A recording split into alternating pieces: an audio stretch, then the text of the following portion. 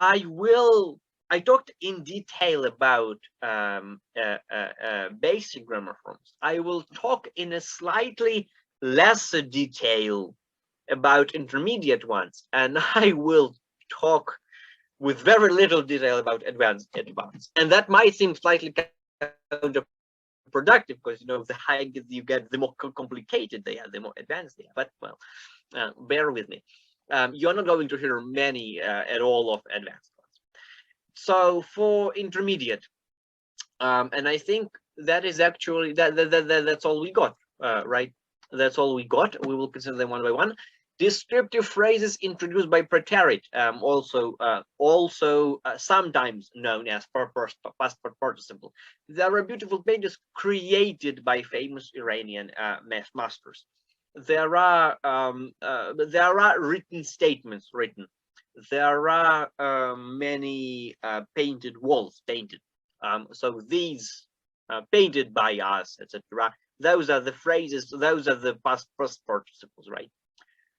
Basic ing forms, gerunds and participles. Also, there are, I mean, if you remember, gerundivs, verbal nouns, all fit within it. Going there is dangerous. Writing this will prevent you from doing something. Going, writing. Gerunds also know having, done, etc., which is confusable with participles. There are many forms of gerunds. Again, there are perfect gerunds, there are passive gerunds. Same with participles. There are perfect participles, there are active passive participles. The boy jumping over the fence, which is really was argued to be a gerund, whatever. The boy jumping over the fence action. The running girl. It is having written this composition, to give you an example, they should be able to use them in place of adjectives, right? The running girl as a description. And whose clauses, the famous page where whose picture I like so much, or like so much, whatever. Whose, the proper use of the WH construction whose. Clauses with what as subject. This is what I think. What we need is, etc. And that is juxtaposition, right? I think what we need is blah, and you just extrapose that at the top, and maybe not extrapose, but you just push it on the top, and you have a new sentence. What we need is, to go there. Easy, hard plus infinitive. The train station will be interesting to see. Easy to see, hard to see, etc. It's different from I'd like to go. You notice how it's different. There is a verb, I'd like to go, and here it's an adjective, easy to see, lovely to see, etc. And you might, if you remember vocabulary well enough, you might remember that this sounds interesting is appropriately, is approximately at this level, right? You see the parallel here. Additional models: should, would rather, had better, shall. And already we're trying to see this, be to a higher level, the had better or would rather, which are complicated, and you don't hear them often. Shall, reserve them for British. Conditionals, an indispensable thing. Conditionals type 0, type 1, type 2, for now only. Type 0, general truth. Present, present. If it's hot, we don't go out. If it rains, we don't go out as well, etc., etc. Conditional type 1, present, then future. You don't use future after if, as soon as, still, until, unless, etc., etc., provided that there are many. If it rains, we will not go for a walk. You cannot say if it will rain, we will go for a walk. They will, well, most of the people will find that's fine, but for descriptive purposes of our evaluation, don't focus on that too much, but they should know those forms, because at any other exam they would be great, penalized for those mistakes. Conditional type 2, present and real. If you notified us, we would gladly visit you. We call the first real because, if it rains, we will not go for a walk. It might not rain. It's less likely if you say if it rained, we would not go for a walk. It's less likely, so we say it's present and real. If you notified us, we would gladly visit you. You haven't been notifying us for some time, so we are really on the fence whether we would gladly visit you or whether it would be, a much forced visit on our part. Finally, I'm glad we're done with intermediate. advanced grammatical forms. Here they are in all their splendor. I am going to go through them quickly. Conditionals type 3, past and real. If you had completed, we would not have failed. Complicated structure, past perfect, future in the past perfect. Mixed conditionals type 3 plus 2 different parts. If I had one, it's past, I would be rich at second, so third, second types, and respectively the reverse. Reported speech, I told him I would listen to his songs. Use this agreement of tenses, but in slightly inverted form. And reported speech also exists. There are different rules for questions, for sentences, and for imperatives. It's complicated. Proper prepositions in level appropriate vocabulary, again, as we did before. It was arrived at, now it's bestow upon. In terms of vocabulary, you see the difference.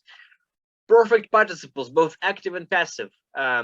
I talked about participles before, but it was only in terms of basic ones. So we saw that in intermediate, right, the running girl. Now it's more complicated, having finished the test, having been written by a child, all of these structures. Structure, have something done. I had my hair cut, the obvious example. I had my house painted. Or have, get, make somebody do something. There are many complex object. It's called complex object. You have many types of that. A complicated structure. Complex subject types 1, 2, but not 3. Not 3 is a bit different. You can see the examples on the screen. Perfect, perfect, continuous, infinitive, including usage in complex subject. I would like to have seen the show. To have seen is perfect and perfect continuous infinitive. To having been visiting is a perfect continuous infinitive. Models in speculation with an infinitive. There might have been an accident. He must have done this already. He must have done this already. The difference is must does not have meaning, the same meaning as it does in he must go away. It's totally different in this construction. So please be aware of this acutely. And so if you see this structure, that means that the level is high. Perfect gerund symbols, again, look at the example. Subject verb inversion type 1, type 2, type 3. Should someone come inversion with that model? Where are you? It's a conditional model. It's a subjunctive mood conditional second type inversion. And type 3, had he learned it, he wouldn't have, third conditional, he wouldn't have flunked the exam, right? 2 and 3 are very similar. It plus verb plus infinitive phrases. It would be helpful to work in a group as well. It would be interesting to do something. WH clause as subject of the main clause. What came after was what really changed my summer. I encourage you to go. I don't have time for this now. I encourage you to go and compare how this is different from what we talked about with WH subjects before in the subject place. Lexically specific verbs of adverbs of infinitive, to be proved to be wrong, turned out to be wrong, expected to be right, etc., etc. Please consider them actively, and again, they are lexically specific. Now, finally, I came to further notes, and we have brushed through. Now, it was bracing, I bet, but again, I came to some conclusive part, and I'm gonna. This is, I mean, another part of the video, but again, this is not an exhaustive list by no means. It barely is a comprehensible one. More advanced levels should show control over grammatical forms in less advanced. So when you have a student and they're using C1 structures, they should, for you to award them C1, they should not just use the C1 structure. They should have control over B1, B2, A1, A2, etc. When you have a couple of structures, try to pay attention to all of them, and I emphasize that you will have many structures in a sentence, but single out the most complicated ones because they will shape your assessment in a way, and single out the mistakes essentially. Here I have a sentence, a provocative one. I told my friend that while I would be glad to have him come over on Friday, I had also been seeing my mother being very busy these days, so completing the project at hours might not be an option. Could could have been really might not have been an option because I was talking about the past. And there are many structures here. You are not likely to meet this sentence, but I encourage you, everybody who's watching, to pause the video and look over the sentence to try to single out those structures or mistakes. Maybe there are. I'm gonna again brush through because there isn't much time. We have simple past told my friend. We have perfect continuous, had been seeing. Past perfect continuous. We have future in the past, which is an agreement thing I told I would. We have while clause. We have somebody do something, which is an advanced structure. We have correct preposition placement on Friday with again level appropriate. Proper formation of locative and proper preposition placement at hours, because at hours is a very particular, singular, peculiar time structure, right? Also complex object, some other being busy, gerund completing, even though some other being busy can sound odd. Gerund completing modals might, be plus adjective, I would be glad, I am glad, etc. I encourage you now to take a look at this list and go and confer with what levels those are and what level the student would be. All right. With that in mind, this is what we got in terms of the rubric. I'm going to brush through again, say, does the speaker use in intermediate forms and show control of the basic forms, even though there may be occasional errors with using basic grammatical forms? That means they use intermediate, they have control of a basic, but there might be some, few, several, not a lot, of mistakes in basic ones. You have, does the speaker attempt at advanced grammatical forms and show control of intermediate and basic, even though there may be occasional errors when using intermediate, similar in nature, right? When errors, and the next one, when errors occur, they usually involve advanced rather than intermediate grammatical forms. Also pretty straightforward. The only thing which we have down below, which is not fully straightforward, but we're going to clarify it now, and I did partly clarify it in the vocabulary section. Does the speaker usually respond in full sentences as compared to, as opposed to in words or phrases? The question we might raise, what is a full sentence? Well, the full sentence is a subject plus a predicate, or being more syntactically correct, it's a predicate with its argument or arguments, right? Pretty straightforward. Again, there's nothing new to it, I think. Now we have mistakes, also slips, something I'm gonna talk quickly about. There's a difference between the two. So if somebody made a mistake, you don't automatically like penalize them and grade them down. Particularly, I didn't write this distinction out here, but I'd like to make a note, the self-correction thing. If they self-correct repeatedly, it's a mistake. If they don't, it's a slip. Mistakes and errors have a property of being repeated. They manifest themselves in multiple ways and places again and again. Slips, on the other hand, do not. Slips are one time or two times most slips of tongue. They should not be counted as mistakes and should not influence the assessment. It is vital that you understand that. So you should not, if you are looking for control, you're looking for determining whether somebody has a control or a degree of control over a grammatical structure. If they slipped once or twice, but use the structure correctly, the vast majority of the time, they do have control over it. That's evident. So you are not penalizing them for that. But if they use it correctly 50% of the time, there's reasonable basis for you to question whether they really do have control over it. But I mean, if it's 50-50, they have some control over it.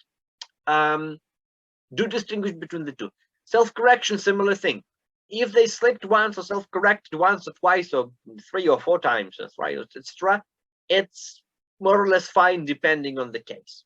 But if they self-correct again and again and again and again in the same structure, you question whether they actually have full control of it or they have a degree of control of it.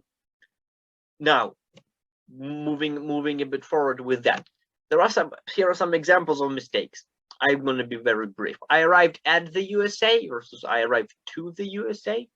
A preposition, we use different prepositions with arrive. At you use with the countries, and to you arrive, I arrived to the hotel. I mean, it can be tricky. I arrived. You use I arrived at the hotel, but to the USA, right? As I mix it up, and the asterisk means it's illicit. I ate many sugar should not be. I talked about the number much sugar, things like that. But not for some grammar nerds, not and that can be there can be a lot of it. The data says, I mean, for the evaluators who are keen on, and I mean, I am, I guess, a part of that cohort partly. The datum says and the data say, and we're not evaluating that, we're evaluating something different here. Some regional variation. I wanted to note that there is a regional variation. I talked about that in vocabulary.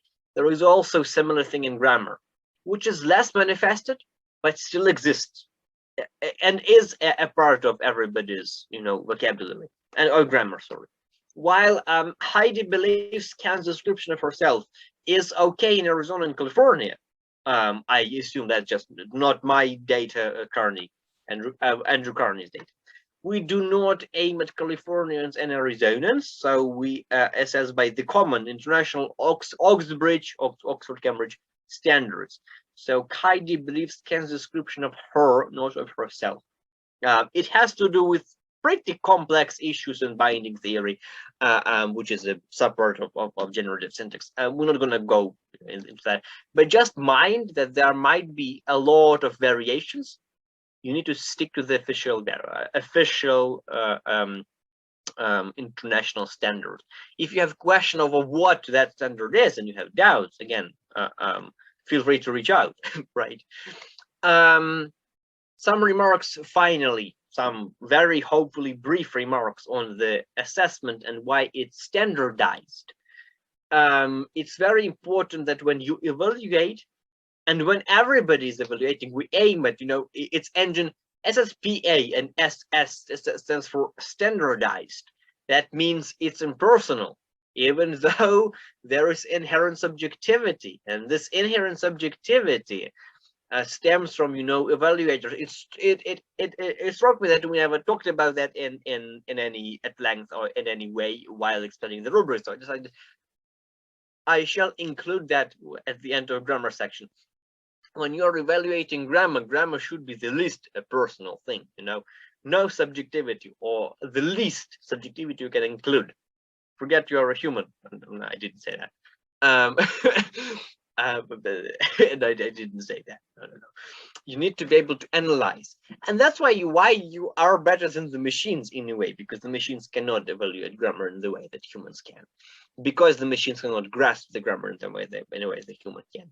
And again, it has to deal with complex syntax issues. Not going to go there. But you will have to make judgment calls naturally. There will be places when you're on the fence and you're like, well, he did use some grammatical structures, but he didn't use that many. Or, you know, she did use complex subject once, but then she made a couple of mistakes in present simple. You know, what do we do then? or something along those lines. Again, I want to emphasize that it has to be standardized, and that is crucial, absolutely crucial for the assessment, that it remains, that you keep to the standard and you keep in mind that you should assess as everybody else does, and we will be implementing some control over that, some, you know, statistical tests, etc. You need to keep that in mind all the time, every time you're assessing somebody. You're not doing something new. You're judging everybody by different standard, judging everybody by the same standard. Okay, that's I guess the last thing is the spirit of the rubric. Yes, you need to grasp the overall spirit when you have to make judgment call. You need to understand where the rubric is tilting and what the rubric is really trying to get at. But no, don't overreact to what the spirit is. You know, the spirit cannot defy the actual words in the rubric. So in those rare cases, hopefully rare ones, when you have to make a judgment calls, which might be less rare than we would like them to be, or would have liked them to be, use your understanding of the spirit of the rubric and the cases you have adjudicated before that to make your call, and hopefully it will be the right one. Now, if you have questions, again, there's my email. So Jan, do you have any comments about that? No, nothing special. Just really appreciate the thorough overview that you gave of the grammatical structures, especially the basic structures, which will be very useful when evaluating grammar. And your point of the importance of objectivity, which is not easy, but very important. It is, yes. We know when we evaluate it, and you know that comes when you start evaluating, and that comes as a shock a bit. But okay, good then. So much for the grammar structures.